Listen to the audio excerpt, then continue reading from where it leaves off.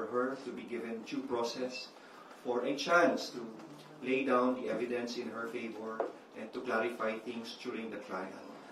Kung tatanungin po ninyo, kung June na magbubukas at magkukonvene ang Senado as an impeachment court at kakapusin ng oras, tatawid po ba ito sa susunod na Kongreso? It is possible, and yes, we will leave it to the Senate and to the rules of the impeachment court, because what adjourned yesterday was our legislative calendar. Ibig sabihin, natapos po ang pag-exercise namin ng aming legislative power as Congress and as Senate. And an impeachment process is a sui generis or a class of its own. Kakaiba po itong proseso, and it's not part of the legislative process. Nasa Senado po yan, how they interpret that. And since it is not part of the legislative process, pwede po nating sabihin they can convene anytime that they are ready without waiting for session to open on June 2. And since it is not part of the legislative process, their rules may state that it may cross over to the next Congress. I heard the Senate President's interview earlier this morning, and he said that they will prepare first, and we respect that. And they have to update their own rules of impeachment, and we also respect that. So we leave it up to the Senate as a separate body and as an impartial body to be judges in the impeachment court how they will proceed with the impeachment process. Sir, sorry po. Baka lang gusto niyo nang sagutin, sir, yung what if one of the 11 or some of the 11 will not make it to the 20? Sure. I believe po, like sinabi po ni Kong Noy, that would really depend on the Senate and their rules. But as far as I guess we understand that it's just a position that is elected, and should there be a change in the composition, because we have to understand the Senate is a continuing body. The House of Representatives is not. If ever we have a new composition of the 20th Congress, then I think they will just elect a new set of prosecutors, if ever. It does not stop the process. As Congress mentioned, sui generis, this is a special instance of a constitutionally mandated function of Congress. So I think patuloy pa rin naman po yun. Tama si Congressman Rodriguez. And it would also depend on the Senate rules of impeachment. Kung meron po tayong isang kasamahan sa House of Representatives na hindi papalarin at hindi makakatuloy sa 20th Congress, if the Senate rules on impeachment which provide that private prosecutors can participate during the impeachment trial, then maybe they can continue as private prosecutors. So it would all depend on the impeachment court once they convene and they set forth their rules of impeachment. Dadagdag ko lang po, no? Sa mga dalawang prosecutors po natin. I think the Constitution speaks about the Congress, the House of Representatives tries, and the conviction is on the Senate mandate po, according to the Constitution. But sa pagkakaalam ko po, the process of the impeachment is it's not really tied up with particular members sitting in a particular Congresses. That's why it's very, kumbaga kung titingnan niyo po sa Constitution, it's the Congress. So meaning to say, it's the institution that tries and convicts. Number two, as far as the impeachment or the Senate convening into an impeachment court, tama nga po yung sinabi po ni Kong Noy at saka ni Kong Rog, that would depend on the rules that they would adopt. Because since magkukonvene po sila sa impeachment court, nakita po natin during the time of former President Estrada and former Chief Justice Corona, they have adopted their own rules. So maybe that's the reason why Senator SP Jesus Escudero is trying to convey to the public that they're preparing because they need to adopt first yung kanilang rules.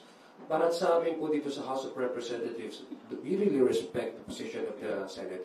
As para naman po sa amin dito sa House of Representatives, we have established yung constitutional mandate po dahil may 3 complaints na binigay po sa atin dito. Pangalawa, yung urgency po ng complaint na ito. As long as we did our job and we have shown to the people that indeed the issue on impeachment complaints that were transmitted or that was endorsed to us in 3 complaint were given primacy in credence and were given also their due value. So yun po yung ginawa natin dito. Pinakita lang po natin na when it comes to issue of impeachment, the dictation of the Constitution is of top priority of the legislators here in the 19th Congress. In addition po naman, Tina, in addition also to the answer of Kong Noy in relation to the preparations of the House, as we mentioned, the House will not shy away from its constitutional duty. Verily, we have already initiated the impeachment complaint as mandated by the Constitution. And in addition to that, we will not shy away from the preparations. As we speak, the House leadership is already preparing the impeachment secretariat. So we will be prepared if ever the Senate does indeed interpret that they could proceed with trial as early as March. We will be ready. If they decide that it will continue after June 2, we will be even more ready. So yun na po siguro. Sir, follow-up ko lang po yung impeachment secretariat. Who will compose that and what will their duties be? To answer that po, no, it's still not clear. Of course, it's been a while, but the impeachment secretariat will cater to all the needs that the House would have in relation to the sui generis proceedings. So I think it would be from the top down regarding logistics, regarding support. It should be separate from the legislative function of the House. So that's all that we could say po siguro at this moment. Thank you po, sirs. Thank you, Tina. Let us move on to the next question from Net25, Big Samintak. Good morning. Good morning po. Just a quick follow-up now po. Among the 11 congressman prosecutors, may we know who will be the lead prosecutors? We leave it to the leadership of the House, who will be the lead prosecutor, and we will respect that. And, we're fine with anyone who will be chosen as lead prosecutor.